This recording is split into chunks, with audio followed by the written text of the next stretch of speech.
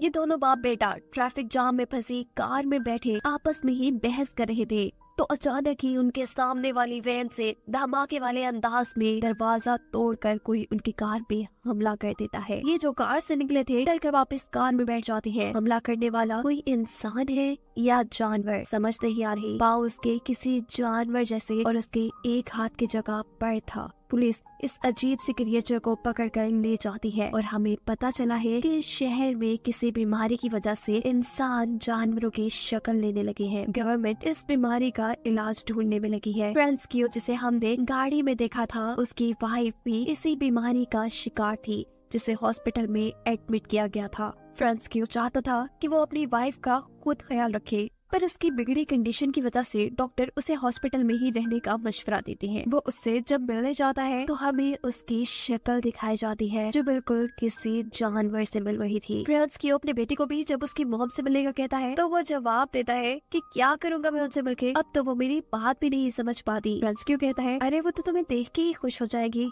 तुम जाओ तो सही। फ्रांस्कियो जिस होटल में काम करता है वहाँ के लोगों ने उसे बताया है कि पास में ही एक नया हॉस्पिटल कंक्रीट से बनाया गया है जो कि ज्यादा मजबूत है, क्योंकि वहाँ जानवर बने इंसानों को रखा जाएगा। राहत होने पर अब सभी बीमार लोगों को उस हॉस्पिटल में शिफ्ट किया जा रहा था, पर गड़बड़ी की वजह से बस पानी में गिर जाती है। बहुत से ऐसे जानवर बने इंसान मारे जाते हैं और बहुत से गुम हो जाते हैं। रात में फ्रांस्कियो का बेटा भी अपने घर की विंडो में ऐसे ही एक इंसान को देखकर डर जाता है, पर दोबारा देखने पे वहाँ कोई नहीं था। उसे लगता है कि ये उसका वहम है। फ्रांस्कियो को जैसे ही इस एक्सीडेंट का पता चलता है तो वो अपनी वाइफ का पता चलाने के लिए एक्सीडेंट वाली जगह पे जाता है, और अजीब बात पुलिस ऑफिसर से उसे ये पता चलती है कि उसकी वाइफ ना मरे हुए लोगों में थी और ना ही जिंदा लोगों में, वो कहीं गुम हो गई थी। सीन कट होकर हमें फ्रांस्कियो के बेटे को स्कूल में बच्चों के साथ टग ऑफ वॉर खेलते दिखाया जाता है, जिस अकेले ने ही अपनी हारती टीम को कुछ ही मिनट्स में जिता दिया था। यानी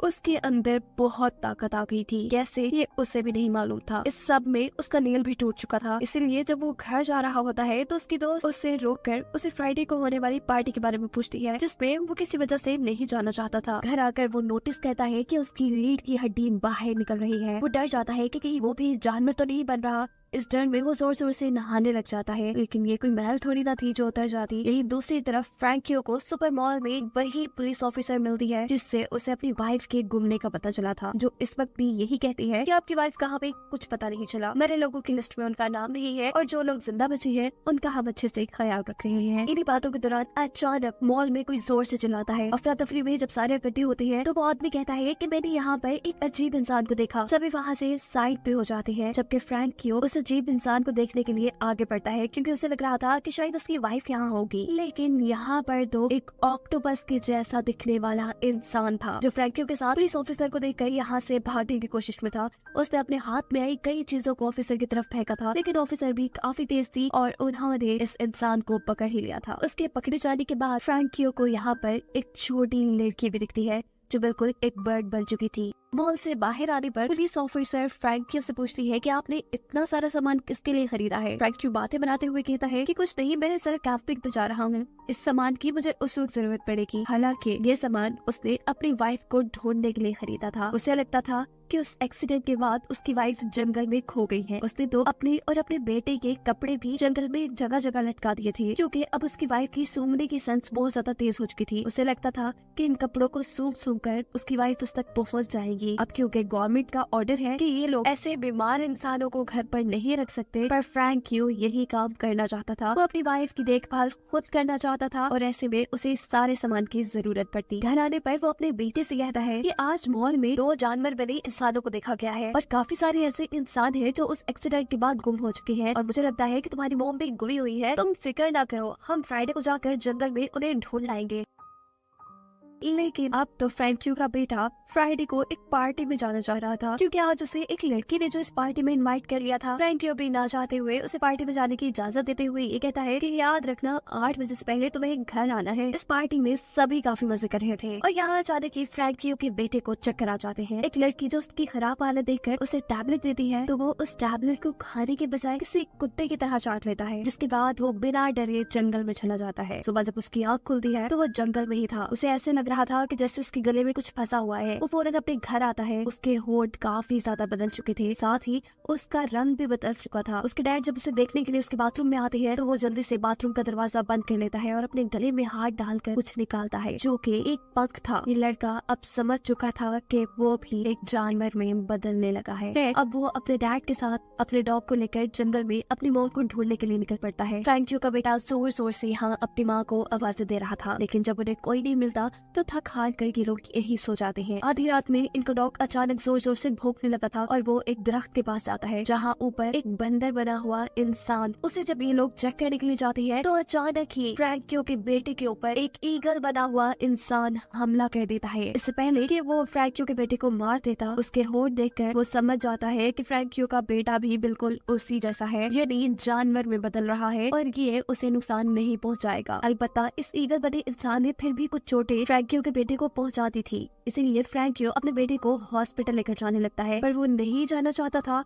क्योंकि वहाँ जाकर सबको उसकी सच्चाई पता चल जाती कि वो एक एनिमल में बदल रहा है। लेकिन रास्ते में मिल जाती है पुलिस ऑफिसर जो फ्रैंकियो से पूछती है कि आपके बेटे को कोई प्रॉब्लम है क्या। फ्रैंकियो कहता है नहीं, बस इसे कुत्ते ने काट लिया है। पुलिस ऑफिसर कहती है जो भी है हॉस्पिटल तो जाना ही पड़ेगा। वो इन दोनों को लेकर हॉस्पिटल आती है। आर्मी के डॉक्टर्स यहाँ उसकी पट्टी कर देते हैं और पुलिस ऑफिसर फ्रैंकियो को बताती है कि गवर्नमेंट ने अब इस सारे हालात को कंट्रोल करने के लिए यहाँ आर्मी बुला ली है। खैर फ्रैंकियो अपने बेटे को लेकर घर चला जाता है और घर जाने पर उसका बेटा अजीब तरीके से अपनी पट्टी उतारकर अपनी टांगे खोलकर अपनी चोट को चाटने लग जाता है। भूल जाने पर भी उसके लैब में जब चूहे बोलते हैं तो वो जोर से चीख मारकर उन सभी चूहों को चुप करा देता है, ऐसे जैसे वो चूहे उसकी बात समझ रहे हों। जिसके बाद फ्रैंकियो का बेटा वहाँ से बाहर नदी की तरफ चला जाता है। वो नदी से एक कच्ची मछली पकड़कर खा चुका था और ये सब एक औरत ने भी देख लिया था। इससे पहले कि वो औरत उसे कुछ करती, वहाँ से वो भाग जाता है। जंगल में दोबारा उसे वो ईगल बना इंसान मिलता है जो उड़ने की कोशिश कर रहा था और काफी हद तक कामयाब भी हो चुका था। वो यहाँ अपनी पकड़ी हुई कच्ची मछली उसे देता है, उससे कुछ बातें करता है और ये ईगल बना इंसान उसे बताता है कि मैं बर्ड में चेंज हो रहा हूँ, मैं उड़ना चाहता हूँ लेकिन बार बार गिर जाता हूँ और ऐसे मुझे बहुत चोट लगती है। क्या तुम्हें कोई ऐसी जगह पता है जहाँ पर मैं आसानी से उड़ना सीख सकूँ? ये लड़का कहता है हाँ क्यों नहीं। वो उसे एक तालाब के पास लेकर जाता है। तालाब में से ऊट-पटांग की लकड़ियों को साइड पे करके उसे कहता है कि तुम यहाँ आजादी से उड़ सकते हो और अगर नीचे गिरे भी तो पानी में ही गिरोगे, तुम्हें चोट नहीं लगेगी। यहाँ फ्रैंकियो के रेस्टोरेंट में अचानक ही एक जानवर बना इंसान हमला कर देता है, वो भी फ्रैंकियो के ऊपर ही। फ्रैंकियो नोटिस करता है कि वहाँ एक और भी जानवर बना इंसान था जो इस बड़े जानवर को देखकर वहाँ से डर कर भागा था। शायद वो फ्रैंकियो की वाइफ हो सकती थी। वो यहाँ यही सोच रहा था जबकि उसके ऊपर जिस जानवर ने हमला किया हुआ था वो जोर जोर से चिल्ला रहा था। इससे पहले कि इस होटल में बैठे हुए सभी कस्टमर डर जाते, यहाँ की ऑनर इस जानवर को गुस्से में आकर कहती है चुप हो जाओ। हैरानकुन तौर पर उस जानवर ने ऑनर की बात सुन ली थी। इस जानवर के पाँव में जंजीरें थी जिसकी वजह से वो वापस जंगल में नहीं भाग पाता और कस्टमर वाली साइड पे चला जाता है और थोड़ी देर में पुलिस आकर इस जानवर को पकड़ लेती है। फ्रैंकियो भी ऑफिसर के साथ जंगल के अंदर दूसरे बड़े जानवर को ढूंढने के लिए गया था, पर वहाँ उन्हें कोई नहीं मिलता, लेकिन अपने बेटे की साइकिल मिल जाती है जिसे लेकर जब वो घर आता है और हाथ धोने के लिए सिंक में जाता है तो उसे सिंक के अंदर से कुछ नेल्स मिलते हैं। ये फ्रैंकियो के बेटे ने ही तोड़कर इसके अंदर फेंके थे। फ्रैंकियो समझ चुका था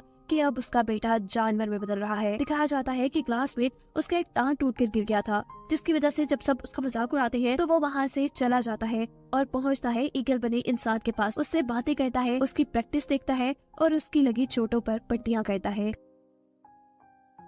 हराने पर अब उसके डैड उसे कहते हैं मुझे अपने हाथ तो दिखाओ। फ्रैंकियो का बेटा उसे अपने हाथ जब नहीं दिखाता तो अब उसे ये कंफर्म हो चुका था कि उसका बेटा एनिमल बन रहा है। फ्रैंकियो का बेटा भी इसलिए वहाँ से भागता है लेकिन फ्रैंकियो उसे पकड़ लेता है। वो अपने डैड से कह रहा था प्लीज डैड मुझे छोड़ दे, मुझे ना पकड़े। पर उसके डैड कहते हैं नहीं, मैं जानता हूँ तुम्हारे साथ क्या हो रहा है, तुम जानवर में बदल रहे हो, तुम जैसे भी बन जाओ रहोगे तो मेरे बेटे ही ना। बस मुझे बताओ कि तुम्हारे अंदर क्या चेंजेस आ रहे हैं ताकि मैं पता चला सकूँ कि तुम कौन से जानवर में बदल रहे हो। फ्रैंकियो का बेटा बताता है कि मुझे अब दूर दूर की आवाजें भी बहुत क्लियर सुनाई देती है और वो मेरे अजीब नाखूनों का आना। फ्रैंकियो पूछता है कि क्या तुम्हारे दोस्तों को ये बात पता है, जिस पर वो जवाब देता है कि नहीं, किसी को भी नहीं पता। वो अब अपने डैड गिरी फ्रैंकियो से पूछ रहा था क्या आप भी मुझे मॉम की तरह जंजीरों से बात कर रखेंगे। उसके डैड कुछ देर के लिए खामोश हो जाते हैं और फिर बोलते हैं अभी तो नहीं, लेकिन आगे वक्त का पता नहीं है। अगले दिन फ्रैंकियो के रेस्टोरेंट में एक पार्टी थी। जब फ्रैंकियो का बेटा वहाँ आता है तो उसके नाखून काफी ज्यादा बड़े हुए थे। उसके डैड उसे डांटते हैं और कहते हैं कि तुमने ये नाखून क्यों नहीं काटे। अपने डैड का डांटना उसे इतना बुरा लगा था कि उसने अपने डैड को ही हमला करके जख्मी कर दिया था। लेकिन असल में फ्रैंकियो तो उसे लोगों की नजरों से बचाना चाह रहा था। वो भी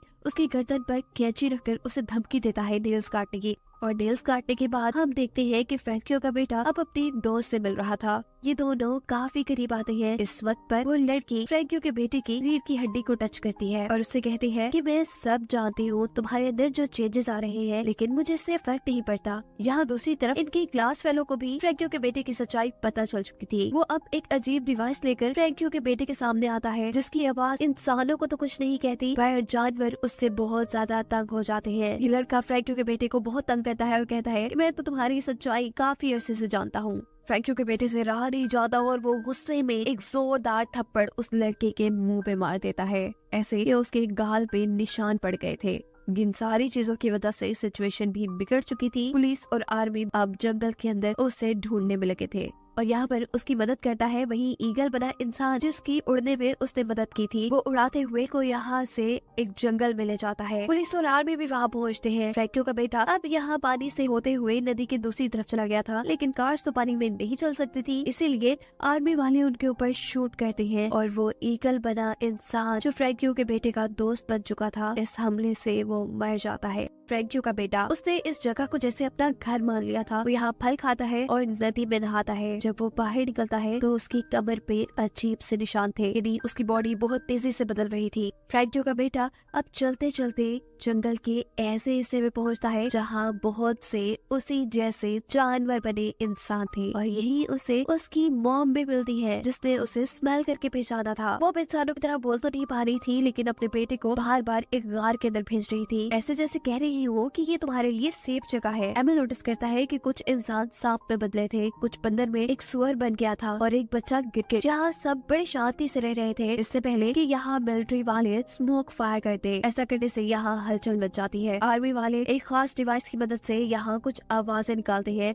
ऐसी आवाजें जो जानवरों को काफी परेशान करती थी। ये आवाजें फ्रैंकियो के बेटे को भी काफी परेशान करती है और ऐसे वो भी मिलिट्री वालों के हाथों पकड़ा जाता है। लेकिन वो बच्ची जो गिरगिट बनी थी वो पेड़ के ऊपर अपने आप को छुपाकर इनसे बच जाती है। पुलिस अब फ्रैंकियो के बेटे को लेकर शहर में आ चुकी थी, जहाँ पर उसके डैड पुलिस वालों से मिलते हैं और उन्हें कहते हैं कि ये मेरा ही बेटा है जो रात में वैसे ही जंगल में चला गया था। फ्रैंकियो का बेटा क्योंकि अभी तक इंसानों की तरह दिख रहा था, इसीलिए पुलिस वालों को शक नहीं होता। वो उसे एक पेपर देते हैं साइन करने के लिए। फ्रैंकियो का बेटा जब उसके ऊपर साइन नहीं कर पाता तो गुस्से में गुर्राता है और ऐसे पुलिस वालों को शक हो जाता है कि वो एक एनिमल में ट्रांसफॉर्म हो रहा है। वो उसे पकड़ने ही वाले थे, लेकिन यहाँ फ्रैंकियो पुलिस वालों को मारकर खुद उनके दिए पेपर पर साइन कर अपने बेटे को यहाँ से ले जाती है। जबकि वो ऑफिसर जिन्होंने मूवी के शुरू से ही फ्रैंकियो की मदद की थी, उन्हें अब पता लगता है कि कुछ तो गड़बड़ है, इसीलिए मिलिट्री अब उनका पीछा करने लग जाती है, जिसे देखकर फ्रैंकियो का बेटा घबरा जाता है और वो अपने डैड से पूछता है कि अगर इन लोगों ने पकड़कर मुझे हेल्थ सेंटर में बंद कर दिया तो क्या आप मेरे से मिलने आएंगे।